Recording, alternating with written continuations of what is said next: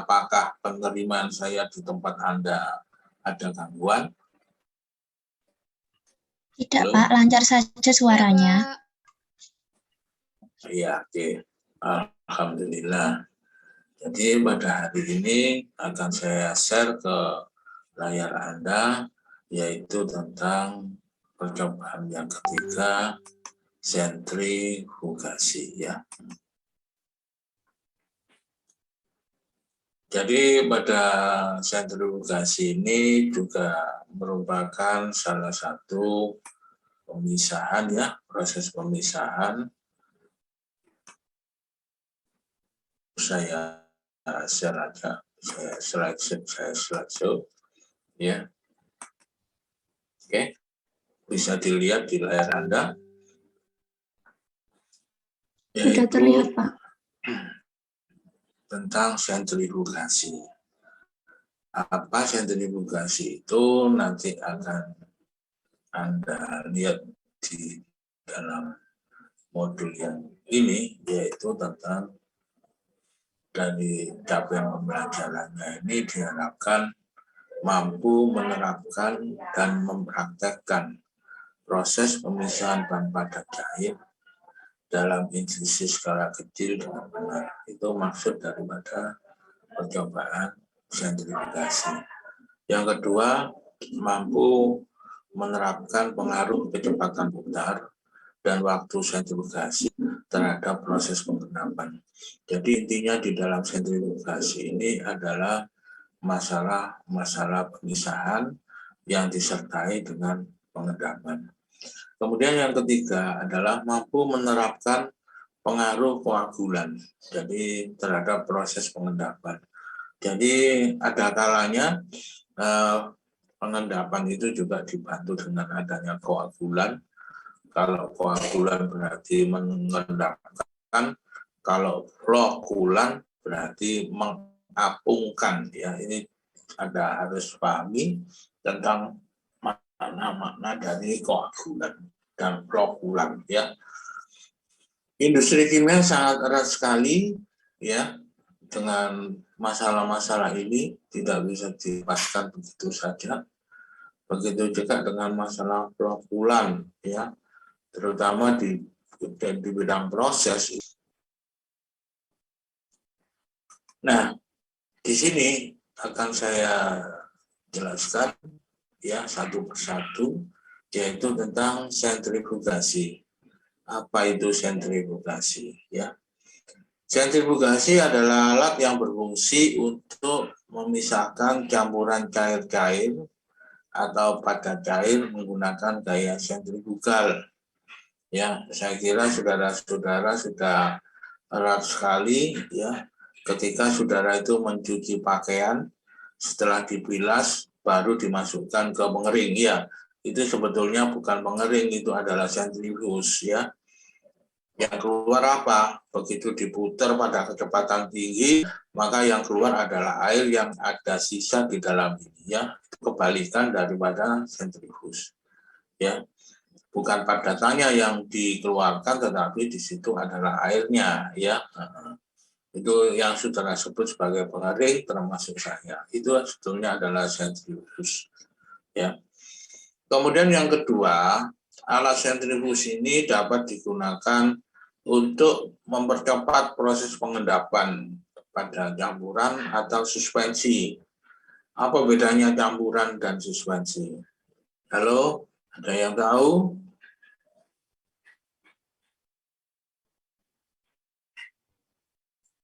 Contohnya apa? Wis gitu aja. Kalau campuran itu contohnya etanol sama air, itu campuran ya. Kalau suspensi contohnya apa? Contohnya adalah susu, itu suspensi ya. Kemudian yang ketiga, faktor gravitasi dapat diperbesar menggunakan alat sentrifugal sehingga partikel berlainan bobot dapat dipisahkan ya. Jadi kalau saudara-saudara itu melihat suspensi itu seperti susu itu, kenapa kok dari susu sapi bisa dijadikan susu formula? Ini adalah salah satu proses yang juga cukup panjang di dalam industri kimia, terutama yang berorientasi pada makanan, ya. Jadi di situ ya dari kandungan susu yang ada di dalam susu sapi itu diproses sedemikian rupa sehingga dia menjadi bentuk bubuk, ya. Kemudian dari kenapa kok dibuat bentuk bubuk supaya dia prosesnya itu umurnya itu lebih panjang dibandingkan dalam bentuk cair, ya. Ini adalah beberapa hal tentang sentrifugasi, ya. Kemudian jenis-jenisnya itu dibagi 3. Ada yang pertama itu adalah tubular pool centrifuge. Tubular, ya. Tubular itu apa? Ya, ini alat ini mempunyai kapasitas 50 sampai 500 galon per jam dan kandungan padatan paling sedikit, ya. Nah, ini dikerjakan secara bed, ya. Kalau alat ini dikerjakan secara bed. Yang kedua adalah dispool centrifuge, ya.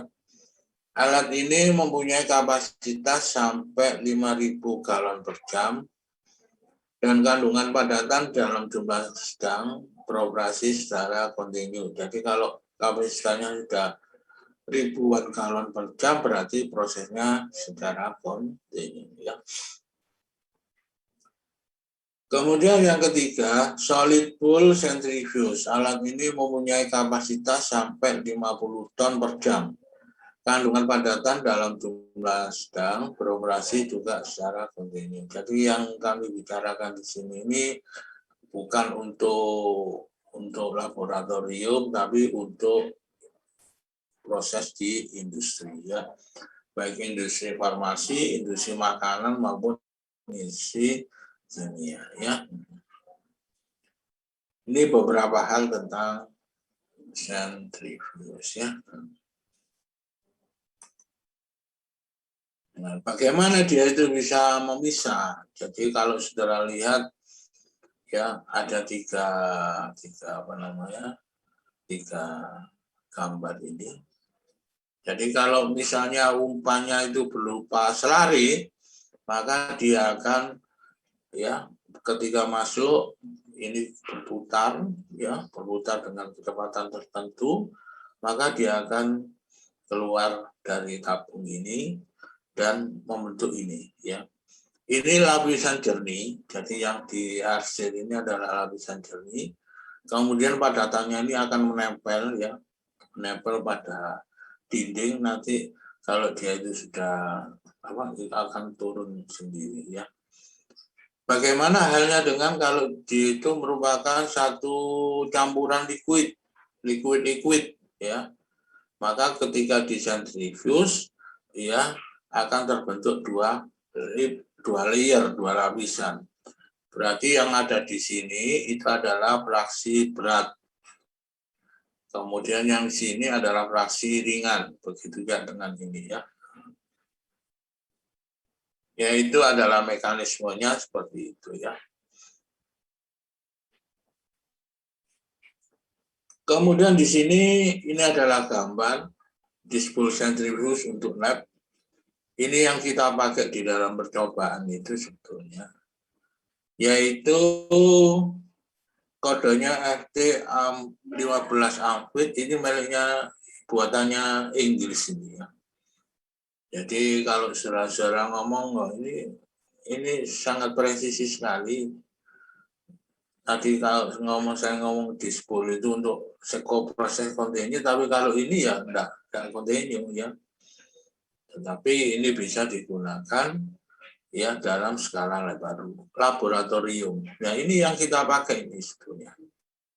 Jadi gambar ini sebetulnya saya ambil dari Mbak Google. Perusahaannya itu adalah Amfield, ARMFILD. Ini Inggris, dari Inggris, yang bertahun-tahun kita gunakan untuk percobaan ke mahasiswa, ya. Ini tergolong sebagai dispool centrifuge. Nah, ini adalah yang mengatur daripada kecepatan putar. Jadi putarannya ada di sini, bahan yang masukkan di sini ya. Bahan umpannya yaitu campuran kalau liquid ya itu masukkan di sini, misalnya minyak dengan air atau etanol dengan minyak, maka nanti fraksi ringan dan fraksi berat akan keluar dengan sendirinya. Yang ringan di sini, yang berat di sini ya. Kalau ini tidak bisa di-set putarannya ya, tetapi waktunya saja ya. Kemudian ada lagi yaitu yang kubota yang saya bilang itu adalah buatan Jepang ya. Kita punya juga yang juga terdiri dari tabung-tabung yang diberi tutup. Ini juga digunakan untuk sentrifuge ya. Ini beberapa hal yang kita gunakan ya di dalam percobaan kepada mahasiswa ya. Ya, tentunya di sini harus memperhatikan masalah safety ya. Jadi ini beroperasi pada kapasitas kecil kebutuhan lab ya. Sekarang saya lanjutkan ya. Ini nyeleneh di sini.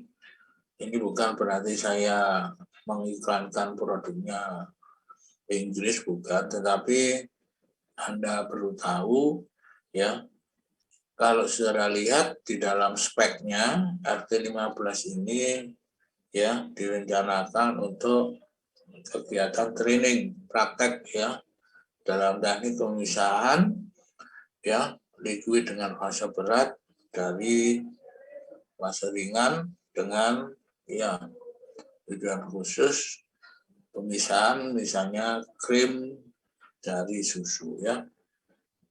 Ini kapasitasnya sampai 125 per jam yang dimungkinkan ya. Jadi pada Alfil ini yang kita pakai di situ ya. Kenapa kok itu Alfil itu kok sampai masuk ke kampus kita ya? Itu sebenarnya ceritanya panjang ya.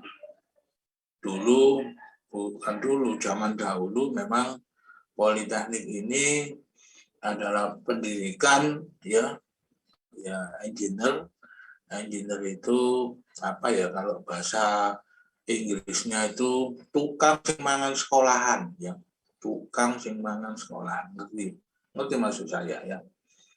Jadi kalau saudara ngomong oh saya is engineer ya itu berarti tukang mangan sekolahan ya. Jadi pada produk-produknya ini FT15 ini ada yang dia gunakan untuk pendidikan ya, yaitu yang tadi itu, karena dulu memang untuk jurusan teknik kimia itu bidangnya itu adalah Jerman dan Swiss ya. Makanya di situ kalau saudara-saudara lihat ya alat-alat itu yang dari luar itu adalah Jerman dan Swiss ya. Makanya Inggrisnya juga katut ya, Amfit. Ya mahal sekali ya, karena produk luar. Sebetulnya kita juga bisa membuat itu ya, tiruannya ya. Karena ekspornya itu semuanya adalah orang Indonesia ya. Makanya di situ boleh kita tiru, kita contoh untuk kegiatan-kegiatan yang ada di negara kita ya. Jadi nggak harus selalu pakai luar negeri ya. Kalau kita sudah mampu, kita sudah biasa, ya ini kita gunakan. Coba saudara lihat di sini. Ini ada juga dia itu untuk bidang pendidikan ya. Untuk teknologi makanan, untuk makanan cair, kemudian untuk pendidikan teknologi makanan, juga ini di full centrifuge yang kita pakai ini ya di sehari-hari di lab itu ini. Kemudian industri teknologi makanan ya, Jadi kebanyakan adalah industri makanan. Apa perannya? Tugasnya adalah sebagai sentrifuge, ya, collecting vessel, ya, kemudian krim, dairy, dispul, milk, fase liquid, pemisahan, ion dispul, sentrifuge, dan sebagainya, ya. Ini bidang-bidang yang sudah dikembangkan, ya. Jadi terus terang saja alat itu memang datang ke Indonesia itu sekitar tahun 87, ya. Tapi sampai sekarang masih dipakai, ya. Dan di negara-negara maju ini ya dipakai untuk memproduksi makanan, ya. Kita masih belum menggunakan ini, ya. Kecuali industri es krim, ya, dan saudara-saudara juga bisa mencontoh perilaku dari alat-alat ini untuk kebutuhan proses Anda, ya. Kan tidak semua, ya. Misalnya untuk memisahkan cairan dengan cairan, ya, es krim dan sebagainya, susu, yang itu kebanyakan dari makanan sehari-hari orang barat, ya. Kalau kita kan enggak, ya. Banyak sekali variasinya. Ada santan, ada macam-macamnya. Luar biasa kita itu sebetulnya, ya. Nah, dengan ini mari kita kreasi untuk kebutuhan apa sebetulnya, ya. Jangan hanya untuk supaya bisa lulus saja, tetapi ilmu ini bisa kita pakai untuk apa. Nah, sekarang saya menginjak kepada ilmunya, yaitu gaya sentrifugal, ya. Gaya sentrifugal ini memang rumusnya seperti ini, FD. Jadi prinsip dasarnya ini adalah ini, ya, yaitu hukum Newton ke berapa ini? F sama dengan M kali gravitasi, hukum Newton pertama, ya. Dan itu masih dipakai. Di mana kecepatan sudutnya ini adalah 2 pi n dibagi 60. N itu apa? N. Ada yang tahu N? N itu bukan plat nomor mobil Malang, ya. N, ada yang tahu? Lalu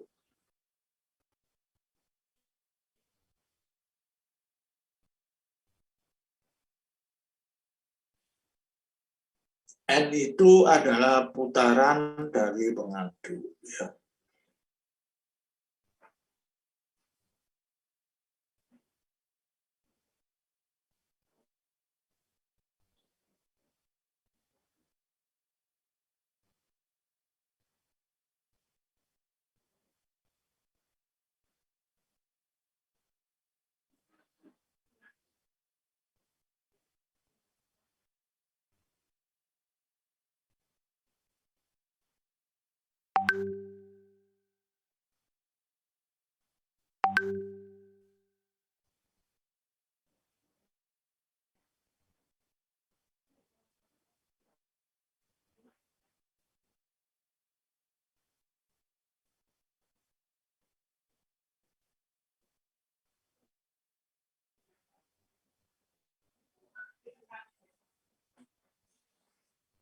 Jadi di sini N itu sama dengan 60 V dibagi 2 pi R. 2 pi R itu istilahnya keliling, ya, keliling lingkaran. Makanya N itu biasa disebut sebagai putaran pengadu, ya. Satuannya biasanya adalah RPM. Kalau saudara lihat semua dari yang kita pakai itu selalu ada putarannya, misalnya mesin, ya, itu juga ada. Jadi mesin itu ketika kita gas motor kita biasanya atau mobil kita biasanya menunjukkan berapa putaran mesinnya itu, ya. Ini dirumuskan ini. Nah, ini bisa digunakan untuk proses pemisahan. Sehingga FD-nya itu sudah jadi rumus, jadi sama dengan 0,0109 kali masanya kali jari-jari tabnya kali putarannya pangkat 2, ya. Jadi berapa gaya sentrifugal? Ini secara lihat dari rumusan ini, ya. Nah, ini adalah sebuah contoh soal, ya. suatu larutan yang viskus. Ada yang tahu istilah viskus itu? Halo? Viskus, apa viskus? Apakah kental, Pak? Kental ya. Kental dengan pekat apa bedanya?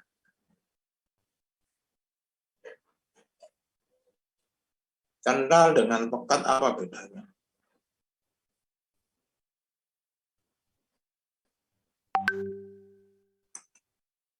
Halo?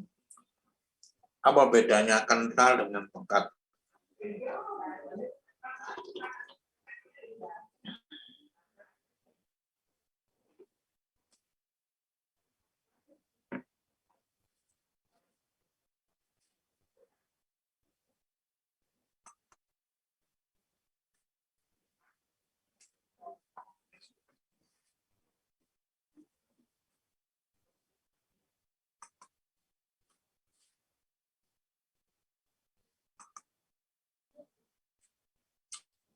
Ada yang tahu?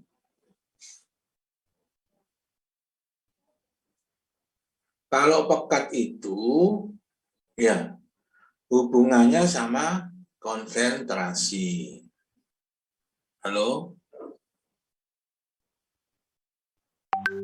Ya, Pak. Kalau misalnya, ya, hubungannya dengan konsentrasi. Kalau pabrik gula itu nggak mau nyebut konsentrasi. Bahasanya sampai sekarang itu masih bahasa dulu, zaman Londo, gak kanggu. Ya itu pakai break.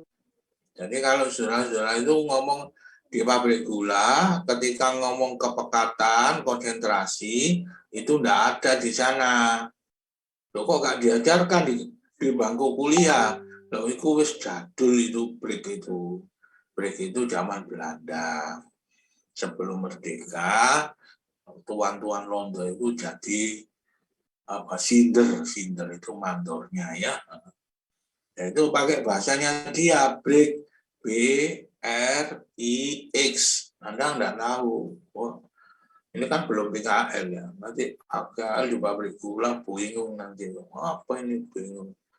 Ada sentrifuge, nyebutnya bukan sentrifuge, panmasaan.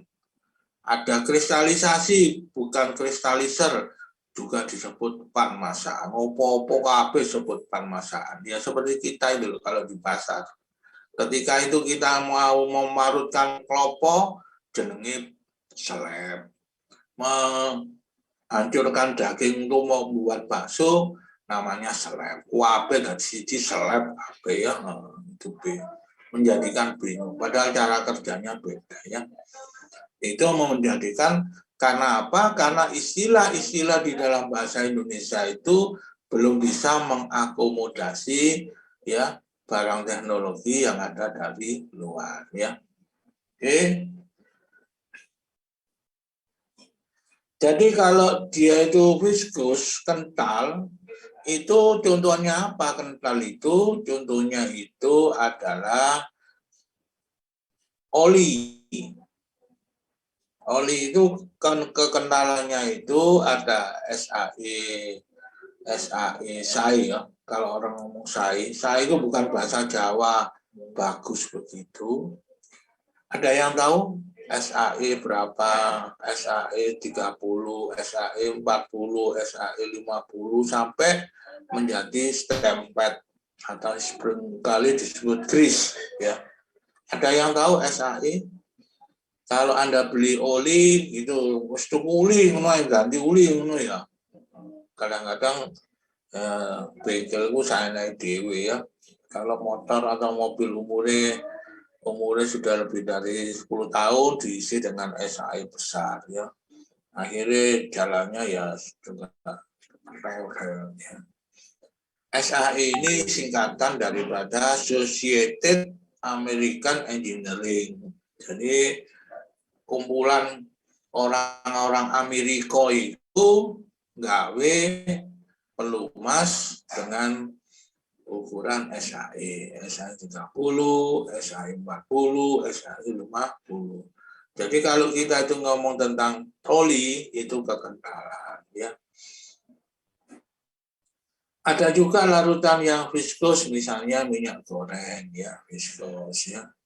Minyak goreng itu ketika airnya sudah habis, dia kadang-kadang sudah menjadi kental ya. Tapi kita nggak bisa keluar begitu saja ya, diinovasi jadilah ya, jelantanya tidak dibuang tetapi bisa dijadikan biodiesel, juga bisa menjadi sambal jelanta ya untuk gorengan itu ya. Coba saudara lihat ya. Jadi di negara kita ini sebetulnya limbah tidak ada, semua manfaat ya, semua manfaat. Nah ini density-nya 1461 kg per meter kubik, dipisahkan menggunakan sentrifuge ya. Density larutannya adalah 801 kg per meter kubik dan viskositasnya 100 CP. CP itu apa CP? Halo? Ada yang tahu? Masa tidak ada yang tahu deh? Masa kelas itu.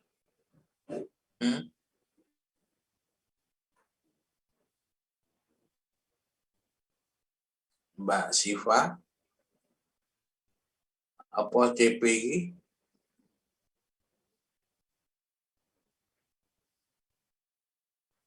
Mbak Siva Narita? Iya, Pak. Apa tahu artinya CP ini? Tahu?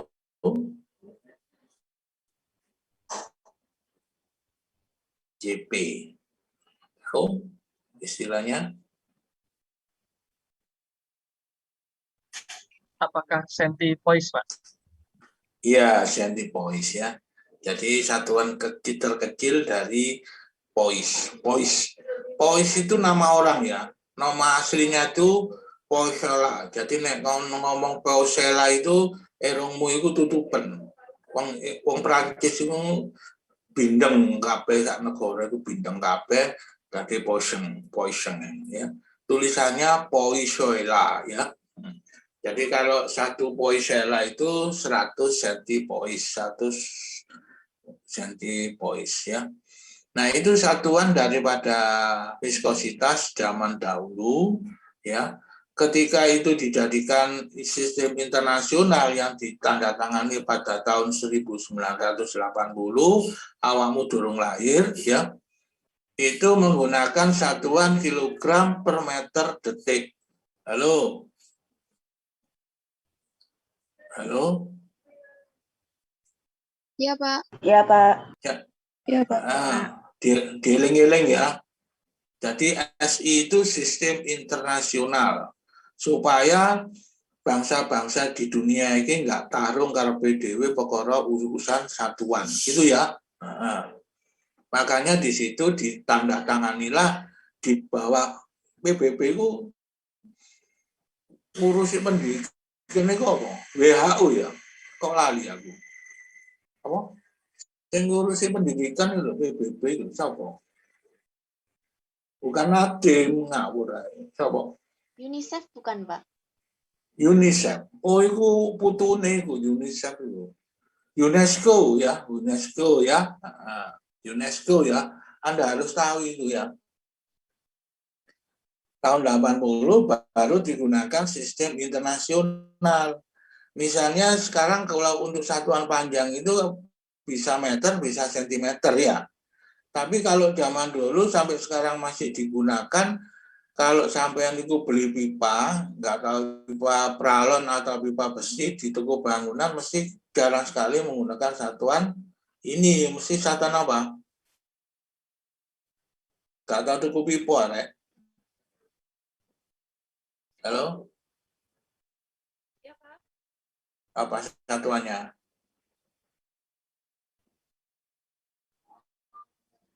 Satuan DIN. Iya. Kalau mau beli pipa untuk aliran air, pipa ledeng, mesti ngomong, oh seperempat, apa 3/4 DIN misalnya ya. DIN itu DIN dalam inci ya. Jadi itu masih menggunakan satuan Inggris ya. Nah, itu masih istilahnya masih menggunakan itu ya. Kalau dulu itu menggunakan satuan feet. 1 feet berapa inci? Halo, 1 feet berapa inci? 12 inci ya. Jadi semua daripada sistem-sistem satuan itu sampean itu suka enggak suka ya, Anda dipaksa untuk tahu ada di mana itu konversinya, pengubahnya. Silakan saudara lihat di lampiran. Jadi lampiran itu sebetulnya tujuannya memberikan informasi kepada Anda tentang sistem satuan. Untuk satuan panas kalau zaman dahulu seringkali menggunakan BTU. Ya, BTU apa? Singkatannya British Thermal Unit. Karena zaman dulu yang paling maju itu ya Inggris. Sampai menjajah kemana-mana ya. Londo itu ya longgone lah ngono ya. Kemudian gunakan istilah internasional jadi kalor. Akhirnya sekarang menjadi watt. Yang kalor itu untuk makanan. Misalnya dalam masalah makanan, makanlah tempe, pakai nasi, pakai sayur, pakai ikan, maka sekian kalori ya. Jadi industri makanan itu menyetarakan dengan energi dengan kalor. Sedangkan kalau di dalam dunia industri termasuk rumah tangga kita itu menggunakan watt. Listrik di rumah itu menggunakan kalor atau watt? Langganane gak rupisan. Watt. Watt. Makanya saudara kalau bayar 1 bulan itu berapa kWh? Ya. Atau tahu kWh itu? Halo. Iya, Pak. Apa itu singkatkan kWh? Kilowatt. Nah, ya, hani ngopo. Hour. Hour ya, sajane karena ini di Indonesia mestinya jadinya KWJ, kan gitu ya. Ya karena kita kemelandan itu tadi. Kemelandan itu ya biyen sebabnya dijajahi Londo. Ya, sajane KWJ, kilowatt jam kan ngono ya. Ya, makanya saudara kalau prabayar istilahnya itu beli token pasca bayar ke PLN kan gitu ya. Bakule kan PLN itu. PLN apa PLN itu? Perusahaan listrik negara. Makanya di sini dikuasai oleh PLN. Kenapa PLN itu? Karena PLN itu miliknya negara. Supaya apa? Sing gili-gili ya iso mlebu gawe listrik, nah sing gede-gede tok. Itu diatur pada pasal 28 UUD 45, segala sesuatu yang menguasai hajat hidup orang banyak itu dikuasai negara, menurut bukan dikuasai sim liong ya. Makanya di situ diamanatkan di dalam undang-undang dasar kita itu sesuatu yang menguasai hajat hidup orang banyak tidak diserahkan swasta. Kok kalang kabut sakar PDW ya. Kuasai negara supaya apa? Yaitu tadi orang yang mempunyai langganan daya 450 PA, 450 watt berarti harga langganannya paling rendah. Di atas itu 900 watt PA ya. Di atas itu 1300. Makanya usumnya pandemi ini yang dasar itu tadi ya, yang 450 VA atau 450 watt itu dibebaskan karena dianggap tidak mampu. Nah, dari mana BLN itu nyokong ini? Yaitu dari yang kaya-kaya, karena listrik untuk industri itu harganya mahal ya. Untuk industri itu listrik itu harganya mahal ya. Makanya energi itu harus dibuat sedemikian rupa agar efisien. Loh kok mulai nang ngene kono iki. Sentrifuge ini mempunyai bowl itu apa ya bowl itu ya? Bowl itu kalau bahasa Inggrisnya itu pancing ngono ya. Mangkok sing gede lho gawe wadahe capcay lho ya. Bowl ya. Mama Anda di rumah kadang-kadang juga punya bowl ini. Dengan R2 dari luar 0,0022 meter, R1-nya 0, jadi kalau ini bisa dikatakan jari-jari sekian ini berarti tebal daripada bul ya. Dan tingginya 0,1970 meter ya. Ini berupa tabung ya. Tabung. Ya, Anda bisa simulasi mengarang-arang sendiri, baru tabung ya. Tabung kan silinder ya, tutupnya di bawah itu setengah bola, itu tabung ya. Hitung diameter partikel kritis dalam aliran keluar jika putaran pengadukan itu 23.000 putaran per menit dan laju alir Q 0,0028 meter kubik per jam. Ini kalau dijadikan liter berarti 1, 2, 3. Jadi 2,8 liter per jam ya. Jadi laju alirnya ini adalah proses kontiner. Ya. Ya, silakan ada pertanyaan atau nggak ngerti belas ya. Ya. Ini proses dalam sentrifugus ya. Nah, sekarang saya namanya diuntuk berarti harus diselesaikan ya. Ini contohnya apa penyelesaiannya. Nah, dengan menggunakan persamaan 1444, ini dari mana ini? Persamaan ini saya ambil dari Genkoplis ya. Genkoplis ya. Ada yang tidak punya Genkoplis? Halo? Halo? Ada yang tidak punya Genkoplis? Punya, Pak. Punya, Pak. Punya semua ya? Alhamdulillah ya. Jadi tidak harus dicetak, dalam bentuk e-book juga bisa. Sehingga tujuannya apa? Tujuannya adalah ketika saya menjelaskan ini di dalam PPT, di dalam ruang yang terbatas ini, ya menggunakan nomor itu, saudara bisa membuka e-booknya. Oh, itulah yang dimaksud ya. Di mana kecepatan sudut itu 2pi kali putarannya dibagi 60, sehingga satuannya adalah 2410 radial per detik ya. Nah, volume bul itu adalah P kali B. B itu adalah tinggi daripada bul. R2 kuadrat dikurangi R1 kuadrat ya. Jadi itu adalah apa? Itu adalah volume. Jadi volume itu sama dengan luas permukaan dikalikan tinggi kan volume ya. Harga P adalah 3,14 atau 22/7. Tingginya tadi adalah 0,1970 meter atau 19,7 cm. Jari-jari luarnya 0,0222 meter. Jadi dipangkatkan 2. Dikurangi 0,0071 itu jari-jari dalam. Pangkat 2 berarti volume fullnya ini 2,747 kali 10 pangkat 4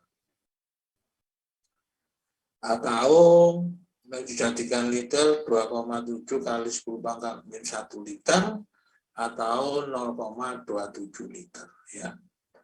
Viskositasnya 100 cp. Berarti 100 kali 10 pangkat 3 ini sama dengan 0,1 Pascal detik. Jadi kalau istilah-istilah itu menggunakan satuan Pascal detik itu sama dengan 0,1 kilogram per meter detik ya. Sehingga harga GD-nya berarti laju alir tadi itu yang 0,0028 meter kubik per jam itu dibagi 3.600. 3.600 itu adalah 1 jam 3.600 detik, sehingga menjadi 7,87 kali 10 pangkat min 3 meter kubik per detik ya. Ada yang perlu ditanyakan, silakan. Apakah ini sudah selesai? Belum ya. Saya lanjutkan. Nah, tadi persamaan 1444. Nah, ini kemudian disubstitusi ke persamaan 14/412. Untuk apa? Untuk mencari diameter partikel kritis. Ya, jadi tadi 7,87 sama dengan ini rumus Jogja, dijujuk saja ya. Makanya di sini saya persilakan saudara melihat kembali persamaan 14,412. Ya, tulisan itu kalau Mbak Google ini nggak stabil ini ya internet. 2410 pangkat 2 dikali 1461 dikurangi 801 kali DPC pangkat 2. Ini apa DPC ini? Bukan Dewan Pimpinan Cabang ya, tapi diameter partikel kritik ya. Ini ketemunya 0,746 kali 10 bahkan 5 meter, berarti diameter partikel kritisnya itu 0,746 mikron. Jadi kecil sekali ya. Jadi kecil sekali ya. Ya silakan. Halo. Jadi maksud daripada sentrifusi itu tujuannya adalah memisahkan padatan dan cairan atau cairan dengan cairan, tetapi di situ yang perlu dihitung berapa sih sebetulnya diameter partikelnya itu ketika itu dia itu sudah memisah itu, nah itu ternyata ukurannya sekian ya, sangat kecil sebetulnya ya. Ya silakan ada pertanyaan.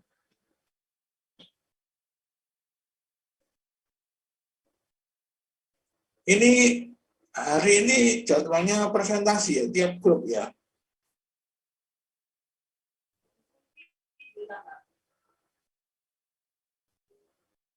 Halo.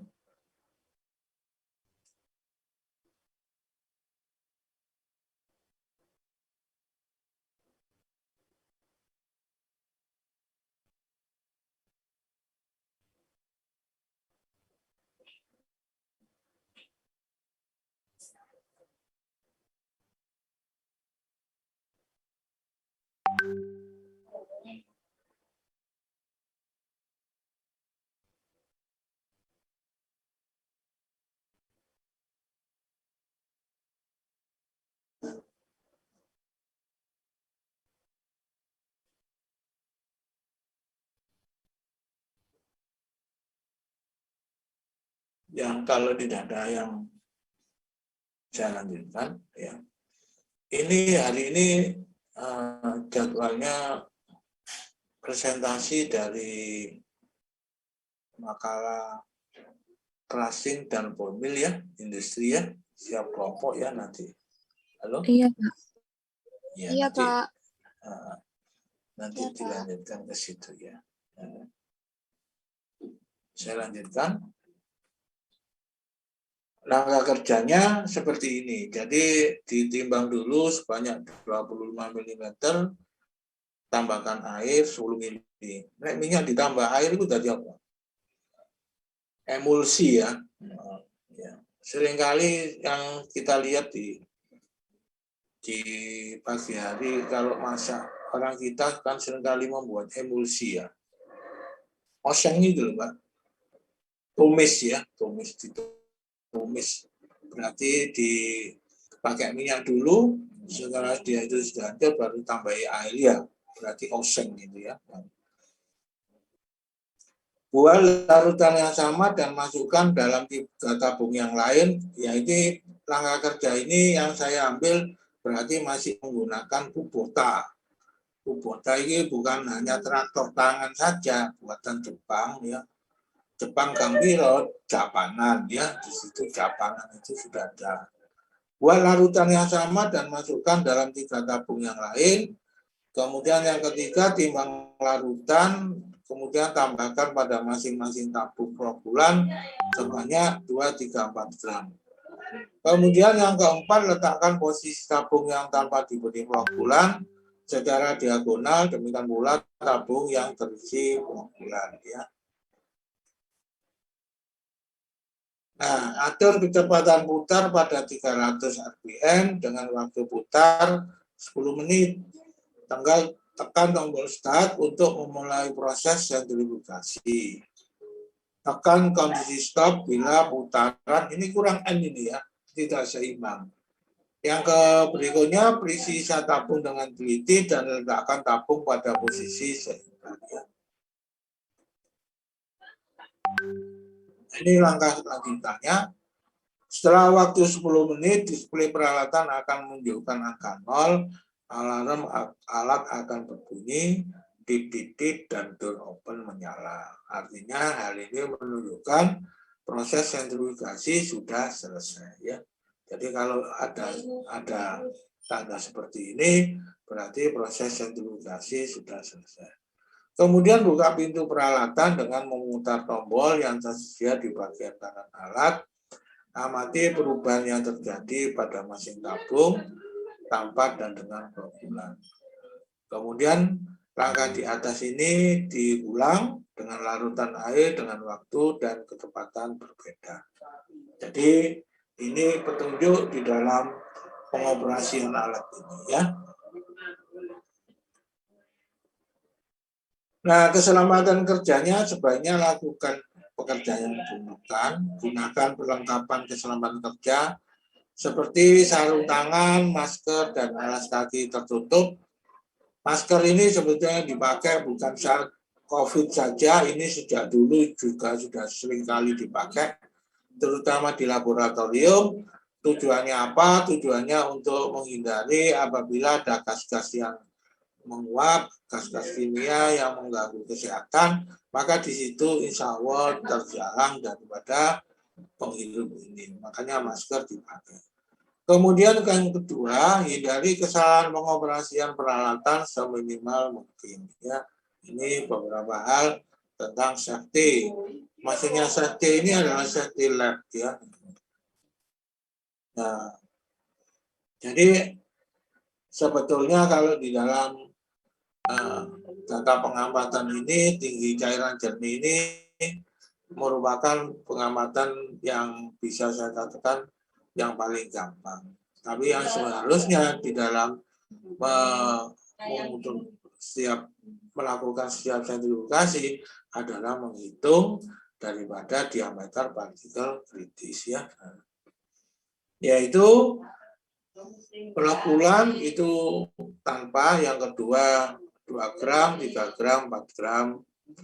Nah, di sini putarannya ada 2, ada 500 rpm, ada 700 rpm, dengan waktu putar 10, yang satunya 20 menit. Begitu juga ketika 700 rpm, ini waktu putarnya 10 menit, ini waktu putarnya 20 menit. Sekarang saya mau jelaskan. Ya. Biasanya kalau tanpa koagulan, ini bukan koagulan, tanpa koagulan itu biasanya ya itu relatif lebih lama dibandingkan dengan koagulan. Jadi koagulan itu fungsinya adalah mempercepat proses pengendapan. Begitu juga dengan waktu putar 700, ini makin cepat makin banyak yang dihasilkan dibandingkan 500. Makin lama waktu putar, berarti makin sempurna pemisahan. Begitu juga makin besar putaran, makin sempurna proses pemisahan. Jadi di sini ini bisa dikatakan ini kecil karena dia tanpa, terus naik. Ya ini paling maksimum ya. Di sini paling maksimum. Kenapa? Koagulannya besar, waktu putarnya besar, kemudian putarannya juga besar. Jadi 16 itu paling besar ya. Itu kalau simulasi tanpa percobaan ya. Ya, ngerti maksud saya simulasi ya. Simulasi nopo. Main-mainan ya. Anda memisahkan berapa ya, itu namanya simulasi. Bermain dengan angka-angka ya. Tugas buat grafik hubungan antara tinggi cairan jernih versus kecepatan putar pada waktu putar, hitung diameter partikel kritis seperti pada contoh soal, buat pembahasan pengaruh kecepatan putar dan waktu putar setelah penambahan koagulan, simpulkan hasil percobaan. Yaitu ini adalah kita itu sebetulnya main-main simulasi ya. Pak, ada yang tanya, loh Pak, Kalau ini main-main simulasi, berapa laju alirnya? Jenenge simulasi itu ya sakarepe dhewe lah ngono ya. Nah, terserah Anda ya. Mau dipakai berapa liter per jam, ya 10 liter per jam, mau dipakai 5 ya enggak apa-apa ya. Itu maksudnya simulasi ya. Tapi simulasi tapi terkendali. Misalnya kalau tanpa koagulan dibandingkan dengan koagulan, berarti tinggi cairan itu lebih besar dengan koagulan ya. Nah, makanya di ini saya tulis di data A16 inilah yang paling besar. Paling besar apa? Paling tinggi cairannya. Kenapa? Waktu putarnya paling tinggi, waktu putar tinggi, kecepatan putar paling tinggi, dia juga menggunakan koagulan paling besar. Ya, itu namanya terkendali. Ya, ada pertanyaan sampai di sini? Halo?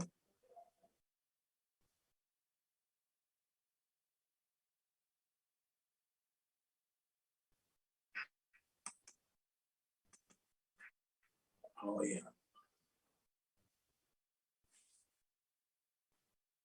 Silakan kalau ada pertanyaan.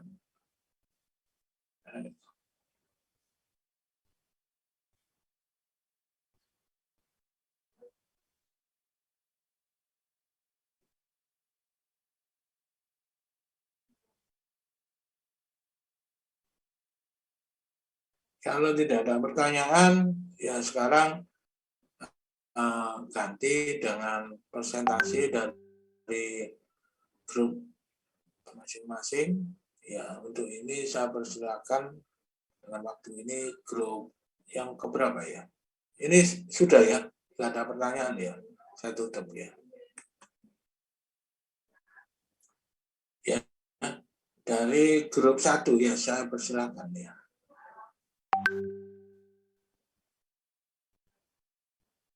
Grup 1 bicara wakilnya siapa? Tidak hanya wakil ya, saya minta semuanya partisipasi ya. Permisi, Pak. Ya. Dari grup 1 ini ada satu anggota yang di rumahnya itu mati lampu dan sekarang masih cari jaringan. Nah, itu kalau misal ke kelompok lain dulu apa boleh, Pak? Grup 2, silakan.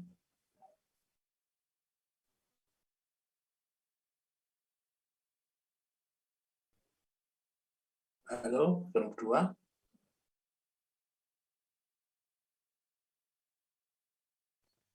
Izin masuk Pak, baik untuk dari kelompok 2 akan mempresentasikan Pak. Ya, silakan.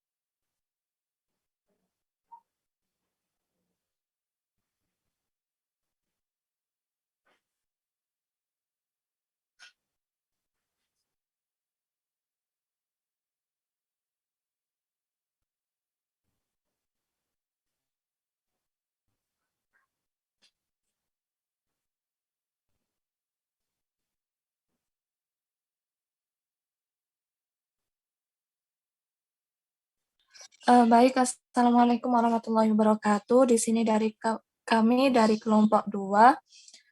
Mohon maaf sebelumnya dari anggota kami ada yang berhalangan hadir karena ada itu kegiatan vaksin. Nah, sebelumnya kami beranggotakan Alisa Febriana Cahyani, Devina Oktavia Putri, Hilwi Maula Anuria, Risma Prasesti Amalia, dan Ronald Kagen Simarmata. Selanjutnya akan dijelaskan oleh Devina. Baik, akan saya lanjutkan, yaitu tentang latar belakang pembuatan bubuk kakao skala industri. Kakao itu merupakan tanaman perkebunan yang awalnya tumbuh di Amerika Selatan. Tumbuh kakao menghasilkan buah yang mengandung biji kakao. Biji kakao di dalam buah tersebut merupakan bahan utama pembuatan bubuk kakao. Indonesia merupakan produsen kakao nomor 3 terbesar di dunia. Dari total produksi nasional sebesar 450.000 ton per tahun, hanya kurang dari 20% yang diolah dan dipasarkan, khususnya pada Provinsi Sulawesi Selatan yang menggunakan kakao sebagai komoditi perkebunan andalan. Sehingga kakao memiliki potensi besar mencapai 58% dari total luas lahan di Indonesia. Tidak heran jika banyak industri kakao di Indonesia dengan berbagai komoditi yaitu coklat bubuk, coklat batangan, kembang gula coklat, coklat meses, minyak coklat, dan segala macam olahan coklat lainnya. Dari segi kualitas, kakao Indonesia setara dengan kakao yang berasal dari Ghana. Sejalan dengan keunggulan tersebut, peluang pasar kakao Indonesia cukup terbuka, baik ekspor maupun kebutuhan dalam negeri. Meskipun demikian, kualitas dan cita rasa produk kakao sangat bergantung pada berbagai tahapan pengolahan kakao. Next. Berikut adalah gambar dari biji kakao. Next. Baik, di sini saya akan menjelaskan proses-proses pembuatan biji kakao pembuatan bubuk kakao dari biji hingga menjadi produk bubuk kakao. Yang pertama ada proses fermentasi. Fermentasi adalah proses serta mengurangi rasa sepat pada biji kakao. Lamanya fermentasi. Nah, tadi ada proses pengeringan, kemudian ada proses fermentasi, kemudian juga ada apa lagi itu yang terakhir itu ya, pembuatan pasta. Nah, ketika tampilan di dalam video itu adalah proses-proses yang dilakukan semuanya. Yang intinya di dalam video itu ya yang tidak diketahui oleh massa ya pemirsa itu adalah masing-masing proses itu dikeringkan pada suhu berapa. Nah, itu adalah rahasia-rahasia di dalam suatu proses produksi. Termasuk dia difermentasi berapa hari menggunakan enzim apa, itu tidak dikemukakan dan itu juga bagian daripada rahasia perusahaan. Begitu juga ketika itu dibuat pasta, ya dengan viskositas berapa itu juga bagian daripada rahasia suatu industri. Itu yang disebut sebagai yang saat ini masih lazim yaitu sebagai paten ya, paten itu. Jadi ketika saudara itu membuat rangkaian proses dari awal sampai akhir itu bisa Anda pelajari di proses industri kimia, di mana masing-masing alat itu mempunyai spesifikasi, kekhasan sendiri-sendiri, ada kelebihan-kelebihannya, juga ada kekurangan-kekurangannya atau kelemahannya. Seperti tadi pertanyaan dari salah satu kelompok yang lain, mana baik yang pakai vibrator atau pakai rotari. Sebenarnya kalau pakai vibrator itu dayanya cukup besar. Kemudian yang kedua, kalau kelemahannya dayanya besar, keuntungannya ayahannya bisa divariasi. Ya. Tetapi kalau pakai rotari itu dayanya kecil, tapi saringannya itu tidak bisa diganti. Jadi itu satu ukuran ya. Jadi itu baik sekali daripada contoh-contoh tadi ya. Justru rahasianya itu ya, rahasia produksinya itu yaitu suhu pengeringan, waktu pengeringan, fermentasi, viskositas campuran ketika dia itu dibuat bubuk dan sebagainya ya. Itu rahasia perusahaan. Dan rahasia-rahasia perusahaan itu Anda bisa pelajari di bidang teknik kimia. Makanya kenapa kok harus dipakai sekian, itu memang menentukan. Ya, saya masih mengingatkan dengan kampung coklat yang ada di Blitar, itu sebetulnya menerapkan daripada ya kakao yang ada di Banyuwangi ini mungkin ya di situ diproses jadi macam-macam, ada coklat rasa pahit, ada macam-macam sampai dengan rujak coklat ya. Nah, ini salah satu contoh dari penerapan industri kimia ketika diterapkan di industri makanan ya.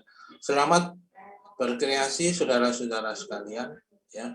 Jangan sampai apa yang saya berikan kepada ini menjadi beban, tetapi menjadi suatu kesenangan ya, menjadi suatu impian ya. Kelak saudara itu ya bekerja atau mengolah sendiri daripada industri-industri, baik industri skala kecil maupun industri skala besar ya. Saya lanjutkan nanti dari setiap kelompok yang sudah sudah tampil ya, silakan di email ke email saya, nanti akan saya berikan suatu reward penilaiannya. Ya, saya lanjutkan dengan kelompok ketiga ya. Kelompok ketiga ya, silakan. Baik Pak, saya mohon izin share screen ya Pak ya. Ya, silakan.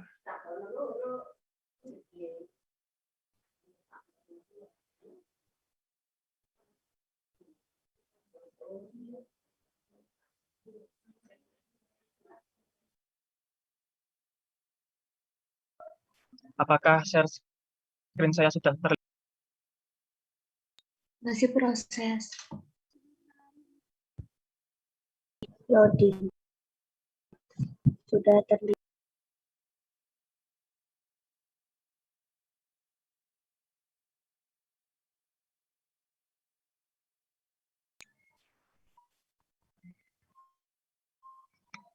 Baik, saya mulai. Assalamualaikum warahmatullahi wabarakatuh. Waalaikumsalam warahmatullahi wabarakatuh. Kami dari kelompok 3 yang beranggotakan ada saya sendiri, Rizky Tri Rahmawaldi, ada Aziza Indah, ada Muhammad Dika, ada Nurus Sa'diyah, dan juga Putri Riau Cantika. Di sini kami dari kelompok 3 akan mempresentasikan tentang alat-alat yang ada di industri gula pasir.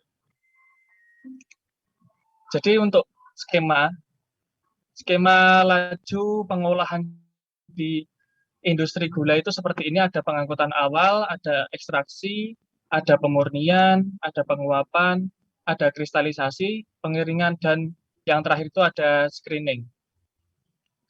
Untuk yang pertama, di pengangkutan awal, di sini ada crane unloading crane. Alat ini berfungsi untuk mengangkat dan menurunkan tebu serta dapat bergerak maju mundur kiri kanan untuk diletakkan ke bagian meja tebu. Jadi di sini ini ada truk yang berisikan tebu, nanti akan diangkut dengan pengait, lalu dia yang di atas ini akan bergeser ke arah meja tebu. Ini nomor 4 ini meja tebunya. Ini untuk penampakan secara aslinya seperti ini. Semen Pabrik gula itu akan menghasilkan produk berupa gula. Nah, di daerah saya itu juga ada pabrik gula yang warnanya itu top. Apakah suara saya terdengar? Mohon maaf Mbak, apakah bisa diulangi soalnya suaranya agak putus-putus di sini.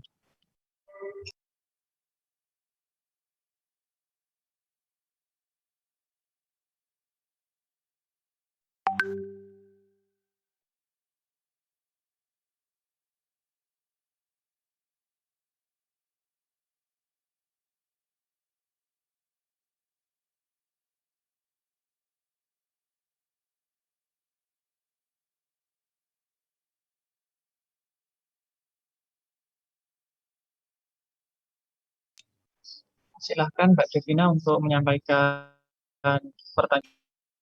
Halo, suara saya sudah terdengar? Sudah terdengar, Mbak Dev? Ya, jadi saya ulang ya, mohon maaf ada gangguan sinyal.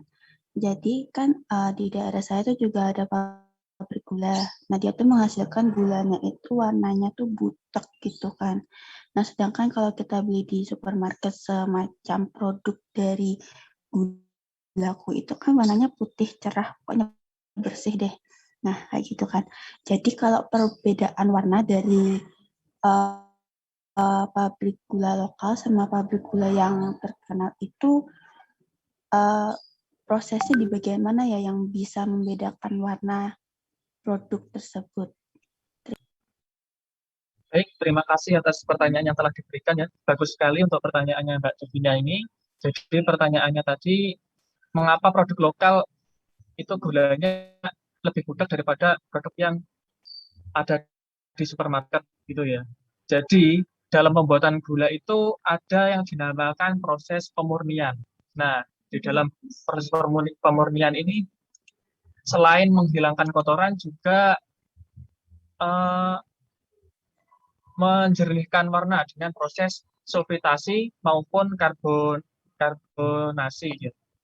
Jadi ada proses itu penambahan berupa senyawa tertentu sehingga nanti yang dihasilkan akan lebih jernih. Jadi kan kalau mungkin ya untuk pabrik lokal kan alat-alatnya belum terlalu canggih, berbeda dengan pabrik-pabrik yang skalanya sudah besar. Jadi bisa dimungkinkan untuk proses pemurnian itu yang untuk pabrik lokal itu masih belum sempurna, sedangkan untuk pabrik-pabrik yang skalanya sudah besar itu melakukan pemurniannya sudah dengan baik. Begitu Mbak, apakah bisa diterima jawaban saya Mbak?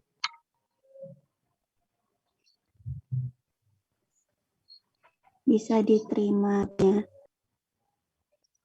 Terima kasih Mbak Devina. Mungkin ada pertanyaan lagi dari kelompok lain?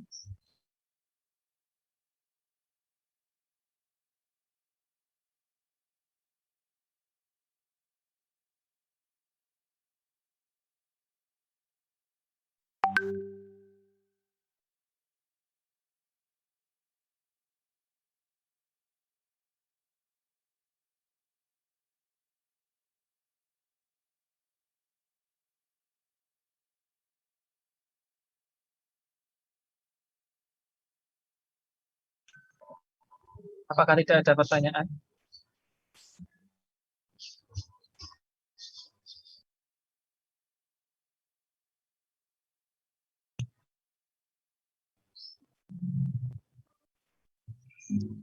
Jika tidak ada pertanyaan lagi, untuk presentasi ini saya cukupkan sampai di sini. Apabila ada salah kata maupun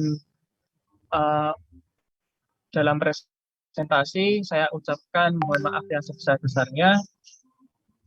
Sekian dari kelompok kami. Wassalamualaikum warahmatullahi wabarakatuh. Waalaikumsalam warahmatullahi wabarakatuh.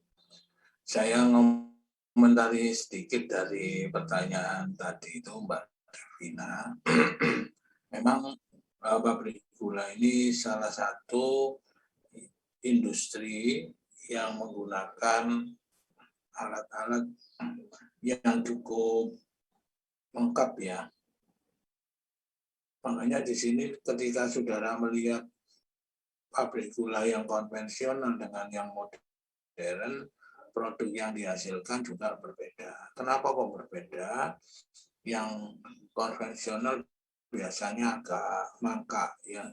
Yang modern itu biasanya putih memplak, ya. Nah, di situ tadi ada yang disebut panmasaan.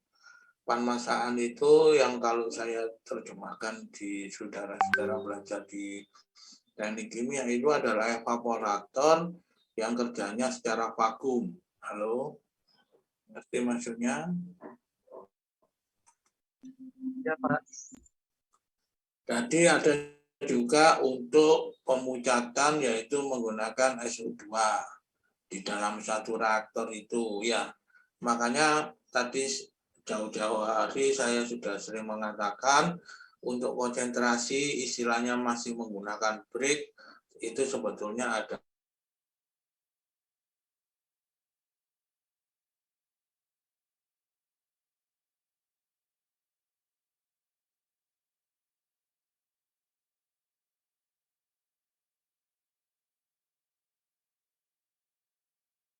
dengan di industri itu masih terjadi suatu gap, yaitu karena pertama karena istilah yang masih digunakan masih menggunakan satu istilah yang masih lama, sedangkan yang saat ini sudah menggunakan istilah-istilah yang sudah disesuaikan dengan zamannya.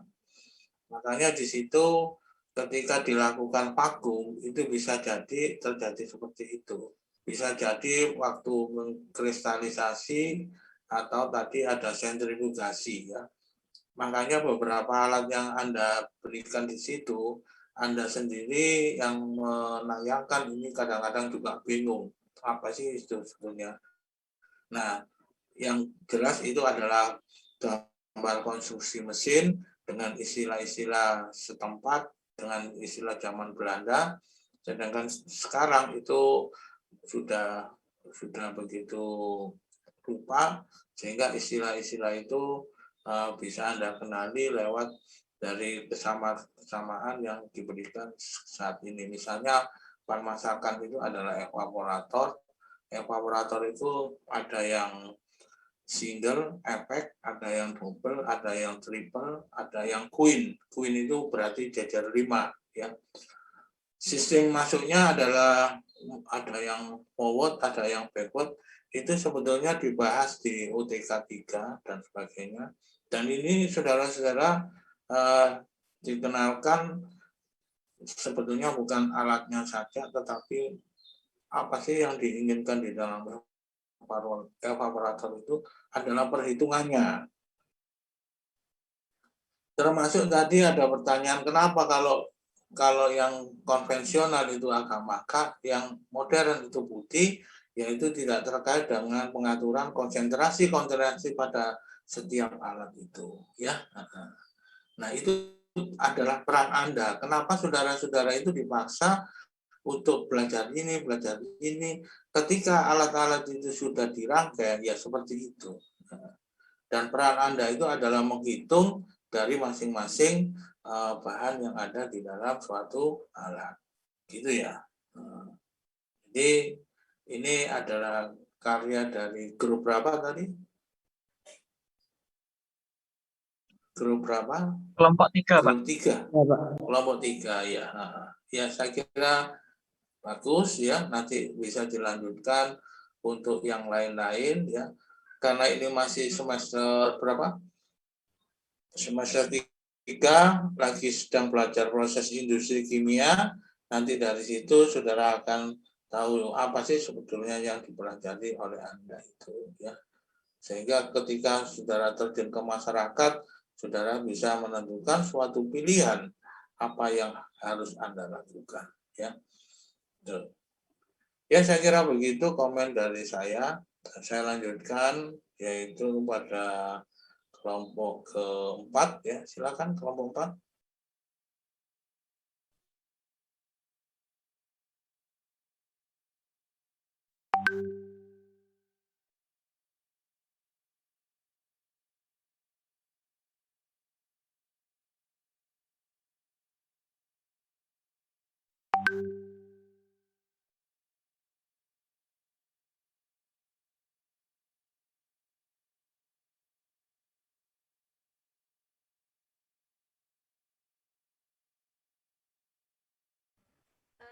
Baik, saya mulai ya, Pak.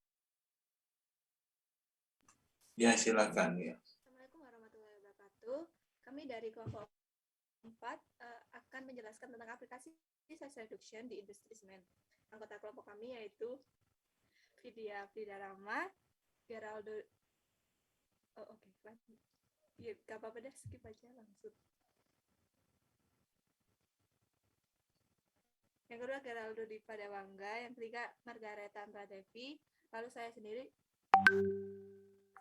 Nurah Triasti, lalu ada Sofia Dwirayu dan Syifa Narita Dewayani.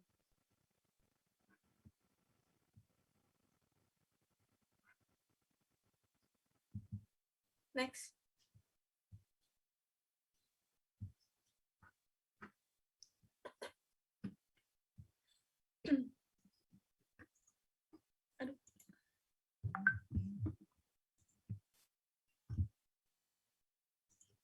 Size reduction. Size reduction adalah suatu proses yang bertujuan untuk mengecilkan ukuran padatan agar lebih efisien dalam pengolahan menjadi suatu produk. Proses size reduction secara umum ada dua jenis, yaitu crushing atau penghancuran dan grinding atau penghalusan. Dalam proses pengecilan ukuran padatan diperlukan gaya mekanis seperti gaya tekan, geser, dan gaya tumbuk. Industri-industri yang menerapkan size reduction sudah banyak, misalnya di industri pembuatan semen. Tujuan size reduction yaitu yang pertama memperbesar luas permukaan bahan, yang kedua meningkatkan efisien proses pengadukan, yang ketiga memenuhi standar ukuran produk spesifik, dan yang keempat memecahkan bagian-bagian mineral atau kristal dari senyawa kimia yang dalam bentuk padatan atau ukuran tertentu. Manfaat size reduction ada 4, yaitu meningkatkan daya larut, meningkatkan daya guna, memudahkan proses pencampuran bahan, dan mempermudah penyimpanan serta penanganan bahan padat.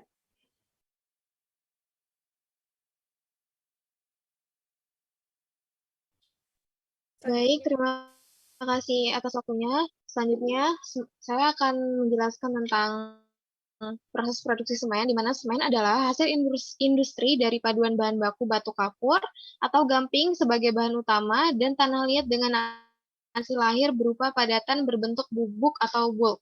Selain itu, bahan baku semen yang lain bisa berupa pasir, besi, bisa seperti limestone, pasir silika, gypsum, clay, dan lain-lain. Bisa di next. Jadi ini ada alur produksi yang referensinya dari semen Gresik. Yang pertama itu ada proses penghancuran limestone dan clay. Lalu proses yang kedua ada proses pencampuran limestone dan clay. Yang ketiga, di proses ketiga ada proses penyiapan umpan raw mill. Lalu ada proses pendinginan atau clinker. Lalu proses kalsinasi dan pembuatan clinker. Proses penggilingan raw material. Lalu yang ke-8 adalah proses penggilingan clinker, gypsum, dan alternatif material. Dan yang terakhir adalah proses pengantongan semen dan pengisian semen curah ke bulk truck. Bisa dilanjut. Untuk persiapan bahan baku, yang pertama ada quarry. Quarry itu adalah seperti diperoleh dari hasil pertambangan, jadi bahannya itu diambil dari penambangan. Lalu tahapan selanjutnya itu adalah topsoil, yaitu tahap penambangan untuk batu kapur. Ini meliputi prosesnya ada pembersihan dan juga pengupasan dari tanahnya. Lalu ada drilling and blasting, itu adalah pemboran dan peledakan. Selanjutnya ada pemuatan atau loading, dan hauling itu yaitu proses pengangkutan ke crushing plant. Lalu untuk penambahan tanah liat itu tidak ada proses pemboran dan peledakan. Selanjutnya itu bahan baku lanjut ke crusher dengan dump truck, dibawa oleh dump truck. Lalu yang kedua ada size reduction atau bisa dilanjut. Lalu yang selanjutnya adalah ada size reduction atau pengecilan bahan baku, yaitu bahan baku yang telah diambil tadi atau setelah dicari ditambang, kemudian dikecilkan ukurannya dengan alat size reduction sehingga membentuk pil atau ukuran-ukuran yang lebih kecil. Alat yang digunakan yaitu ada ball mill. Ball mill sendiri merupakan bola penggiling yang digunakan dalam proses pembuatan semen dengan syaratnya mempunyai karakteristik yang keras atau tahan aus, tangguh atau tidak mudah pecah, dan tahan korosi. Dan prinsip kerja dari ball mill sendiri ini yaitu untuk menghancurkan material bahan baku semen karena terjadinya tumbukan dan gesekan antara bola-bola baja dengan material. Selanjutnya. Nah, cara kerja dari ball mill ini yaitu dengan cara menggelindingkan bola penghancur ke dalam mesin. Di dalam ball mill ini memiliki wadah dalam bentuk tabung dengan dua bagian tempat penyimpanan material dalam bentuk horizontal. Mesin ini bekerja pada dua roda yang ada di kedua sisinya, yaitu di sisi kanan dan kiri. Setelah itu ban keras yang menjadi korban dari penghancuran balmil ini atau yang bakal masuk ke dalam balmil ini dihancurkan secara spiral dan akan disimpan pada wadah penyimpanan yang pertama.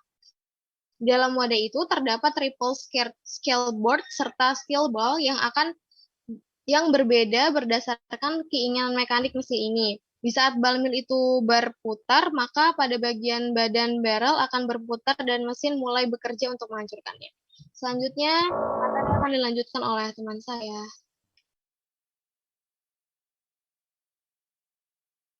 Baik, saya Sophia Dwi Rayu akan melanjutkan penjelasan dari Mbak Siva.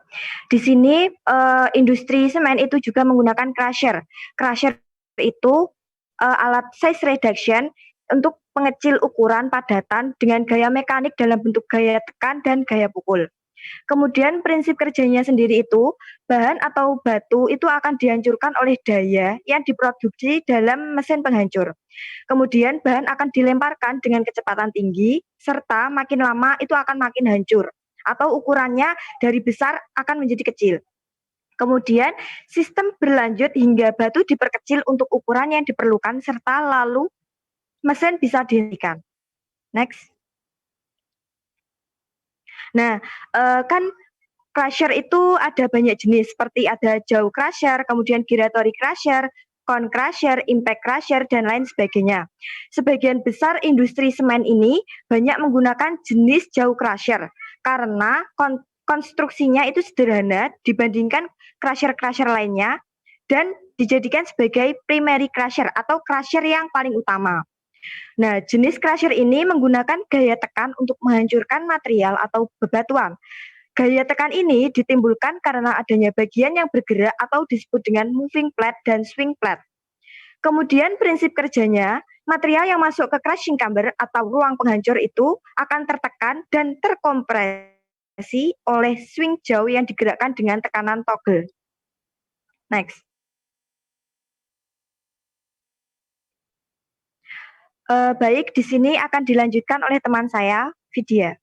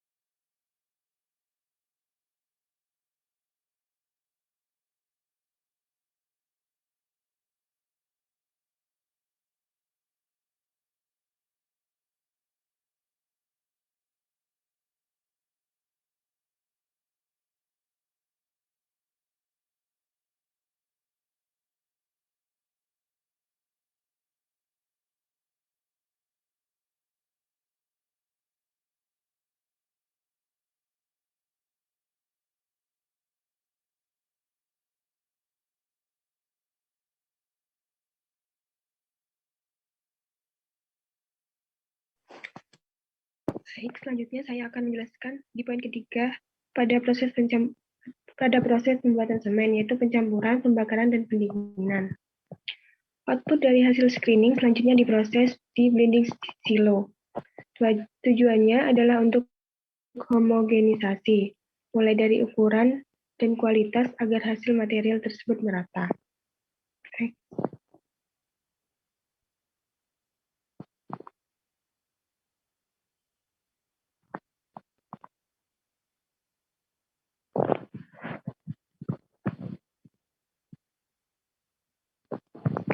Proses yang terjadi, pertama bahan baku masuk dari bagian atas blending silo. Selanjutnya alat transportasi yang digunakan untuk mengirim bahan baku hasil penggilingan blending silo adalah buket elevator. Blending silo dilengkapi dengan alat pendeteksi ketinggian, sehingga jika blending silo sudah penuh, maka bahan baku akan berhenti secara otomatis. Selanjutnya, setelah melalui proses di blending silo, material akan masuk ke dalam preheater untuk proses pemanasan awal. Setelah proses pemanasan awal, material pun dibakar di rotary kiln dengan suhu sekitar 1400 derajat. Output pembakaran berupa lava yang mengalir tersebut didinginkan di suatu alat yang bernama clinker cooler. Lava yang didinginkan secara mendadak itu menghasilkan output berbentuk granul klinker atau tera. Klinker tersebut diratakan dan dikecilkan kembali ukurannya di heavy duty roller breaker. Dalam proses ini, klinker yang kualitasnya jelek atau bertujuan untuk dijual disalurkan lewat ekspor bin, sedangkan yang kualitas bagus disimpan dalam clinker storage. Selanjutnya akan dijelaskan oleh kakak saya yang bernama Gera.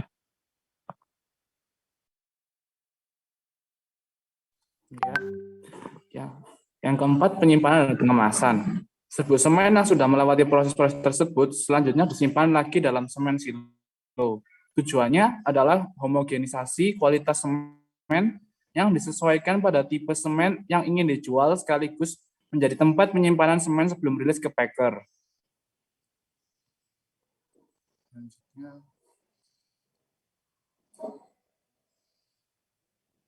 Pengemasan atau packing adalah proses terakhir dalam produksi semen. Apabila semen curah bisa langsung diproses saat di semen silo yang diangkut oleh bulk truck, maka pengantongan semen harus diproses dahulu di packer mesin dan palletizer mesin untuk bisa didistribusikan.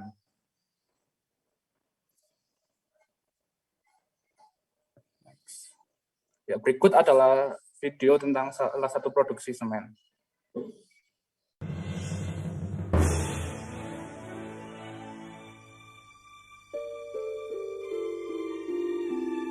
Semen Gresik. Semen dan penggunaannya. Setiap hari Anda pasti akrab dengan semen, tapi sejarahnya dari mana, bagaimana membuatnya, Anda pasti ingin tahu, bukan? Penggunaan semen pertama kali ditemukan 9.000 tahun yang lalu untuk membuat bangunan-bangunan kuno di Yunani dan piramid di Mesir. Waktu terus berjalan hingga pada abad 18 ditemukan teknik pembuatan semen. Nah, yang menemukannya pasti hebat, bukan? Saat ini, semen telah diproduksi di seluruh dunia, lebih dari 1,5 miliar ton per tahun. Menjadikan semen sebagai salah satu bahan bangunan yang penting bagi peradaban. Semen Gresik adalah pelopor semen di Indonesia pasca kemerdekaan. Dan kini, Semen Gresik Group menjadi pemimpin pasar di Indonesia. Semen Gresik dengan bangga telah mengukir sejarah bangunan di tanah air, antara lain Jembatan Semanggi, Gelora Senayan Bung Karno, Gedung MPR DPR, Masjid Istiqlal, Tugu Monas, Hotel Indonesia, renovasi Candi Borobudur, dan masih banyak lagi. Sekarang kita lihat bagaimana semen dibuat. Proses produksi semen dikerjakan dalam 5 tahap. Pertama adalah tahap penyiapan bahan. Batu kapur sebagai bahan utama pembuatan semen diambil dari tambang. bongkahan batu kapur dan tanah liat yang telah dihancurkan disimpan secara bersamaan, kemudian dicampur pasir silika dan pasir besi secara proporsional. Tahap kedua adalah penggilingan bahan baku. Bahan-bahan tadi digiling hingga mencapai kehalusan 90 mikron, kemudian dimasukkan ke dalam silo pengaduk. Untuk tahap ketiga, selanjutnya kita memasuki proses pembakaran. Dimulai dengan proses pembakaran awal dengan suhu 900 derajat Celcius hingga mencapai 1400 derajat Celcius dan terjadi reaksi kimia yang menghasilkan terak atau bahan setengah jadi. Untuk tahap keempat, penggilingan akhir. Terak ditambah gypsum menjadi semen Portland jenis 1 atau PC1. Sedangkan untuk membuat semen Portland pozolan atau PPC, terak ditambah gypsum dan pozolan. Seluruh bahan kemudian masuk ke proses penggilingan akhir hingga menjadi semen. Dan tahap kelima adalah pengemasan. Semen dikemas dalam sak 50 kilo untuk PC1 dan 40 kilo untuk PPC serta dalam bentuk curah. Tahap proses pembuatan semen telah selesai dan selanjutnya sekarang adalah dikirim ke pelanggan. Semen Gresik dikirim dengan menggunakan angkutan darat dan laut langsung dari pabrik maupun dari gudang-gudang penyangga. Proses pengiriman selalu dipantau hingga sampai ke pelanggan guna menjamin ketepatan waktu. Tepat waktu. Untuk menjamin mutu, setiap tahapan proses selalu diawasi dan diuji secara ketat guna mendapatkan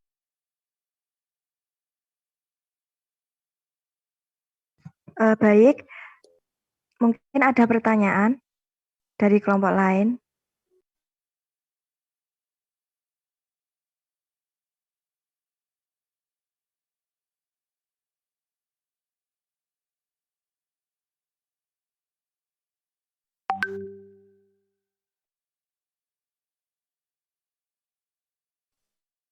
Izin bertanya. Ya, Erika. Baik, saya izin bertanya. Kan tadi kan kalau di screening itu bahan yang halus itu akan turun melalui screening. Nah, untuk yang bahan yang tertahan di screening itu diapakan ya? Dibuang atau diolah kembali? Baik, terima kasih atas pertanyaannya. Untuk pertanyaannya ditampung terlebih dahulu. Mungkin ada pertanyaan lagi.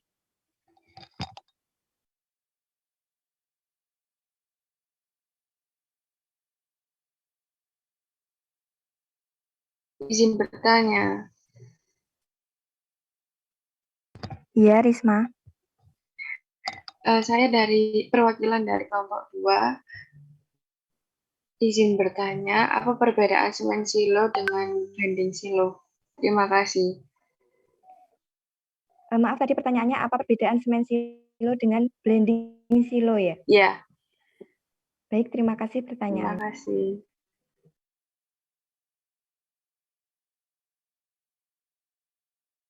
Mungkin ada pertanyaan lagi?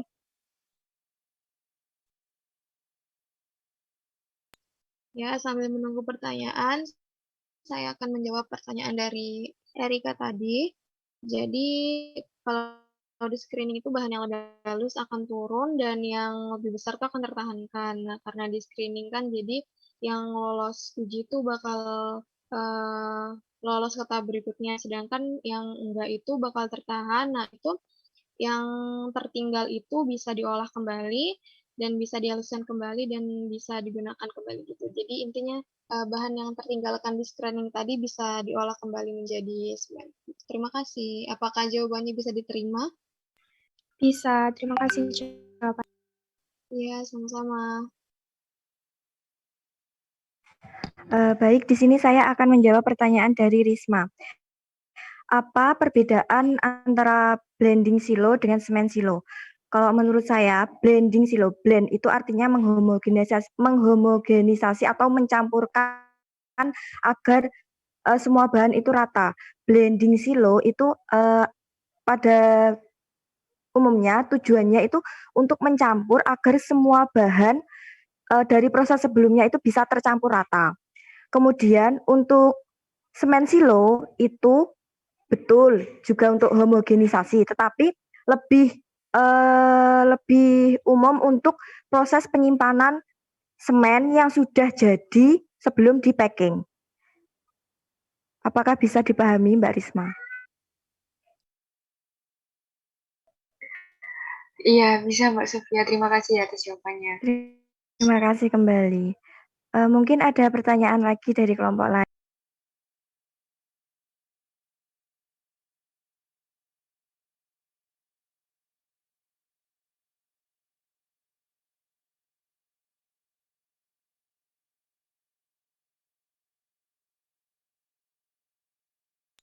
Jika sudah tidak ada pertanyaan, saya mewakili kelompok 4. Jika ada kurang dan lebihnya, saya mohon maaf. Wassalamualaikum warahmatullahi wabarakatuh. Waalaikumsalam. Waalaikumsalam warahmatullahi wabarakatuh. Terima kasih.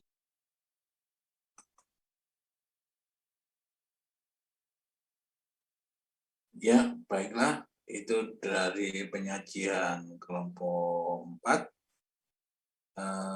Kelompok 1 saya persilakan. Apa sudah siap? Baik Pak, kelompok 1 sudah siap, jadi Ya. saya izin share screen. Ya, silakan.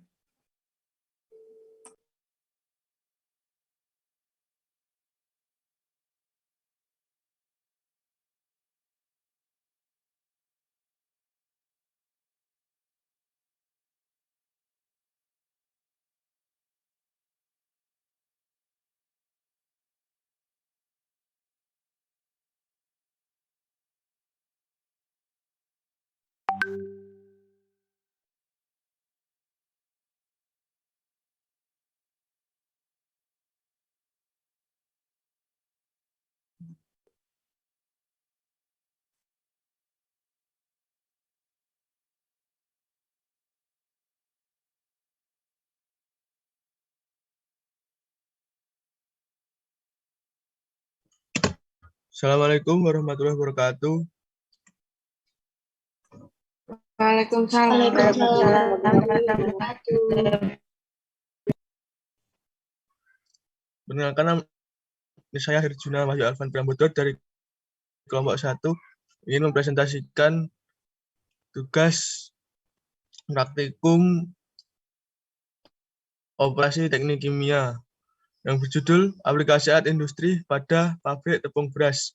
Kelompok 1 yang berisikan Mbak Deviandina Pratiwi, kemudian ada Mbak Erika Putri Puspitasari, lalu saya sendiri Herjuna Wahyu Alvan Priambodo, kemudian Mbak Ismi Atul Hidayah, kemudian ada Mbak Nanda Fitri, dan Mbak Salsabila Angelika Jasmine.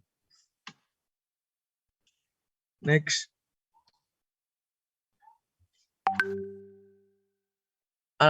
Alur produksi dari pembuatan tepung beras yaitu yang pertama pembersihan beras menggunakan washer, kemudian proses size reduction menggunakan hammer mill dan Dix mill, kemudian proses pengeringan menggunakan rotary dryer, lalu proses screening, kemudian dilakukan pengemasan dengan screw conveyor. Next.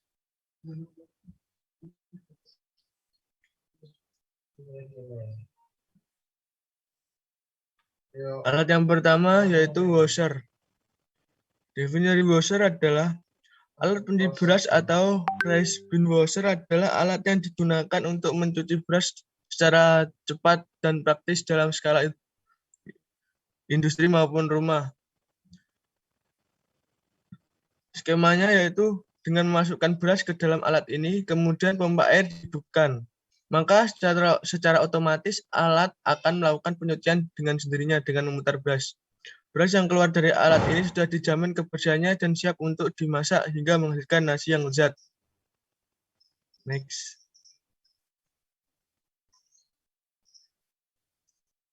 Ini adalah spesifikasi dari rice bin washer tipe RW50.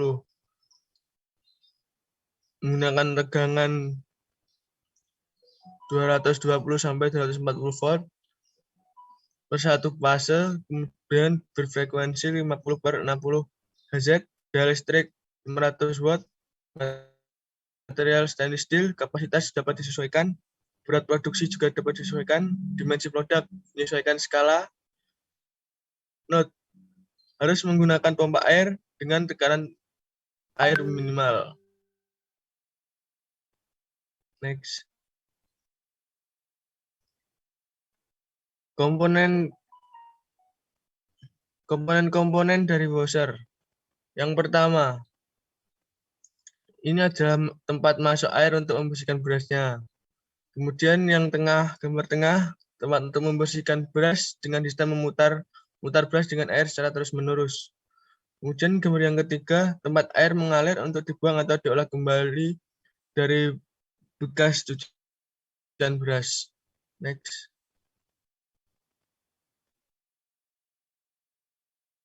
Kemudian keuntungan dari washer. Lebih bersih daripada menggunakan tenaga manusia. Lihat kelebihan dan kekurangannya dari suatu alat itu pasti utamanya adalah masalah kebutuhan energi. Misalnya kebutuhan daya untuk bergerak, berapa efektifnya, begitu ya. Juga diajari Anda untuk melihat formula. Ya, seperti tadi pada pengolahan tepung coklat ya, kakao, ya tepung beras dan sebagainya. Nah, peran Anda di sini adalah memastikan yaitu berapa sih sebetulnya kebutuhan masanya, berapa sih kebutuhan energinya, karena kebutuhan energi itu menyangkut dengan kebutuhan listrik, kebutuhan gas, bahan bakar dan sebagainya.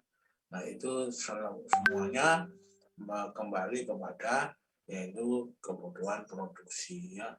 Nah, ujung-ujungnya adalah biaya produksi yang muncul sebagai harga produk ya. Harga produk ketemu sekian itu karena apa? Kan gitu ya. Ada biaya produksinya ya dan sebagainya. Nah, yang tidak kalah pentingnya ini adalah setiap bagian yang ada di dalam alat itu saudara sudah tahu cara kerjanya. Sekarang kita kembali lagi kepada basic Anda, yaitu mempelajari perhitungannya. Ya, itu yang saya katakan sebagai peran engineer ya. Jadi tadi yang pabrik gula sudah ngomong tentang pan masakan, ya itu sebetulnya adalah evaporator.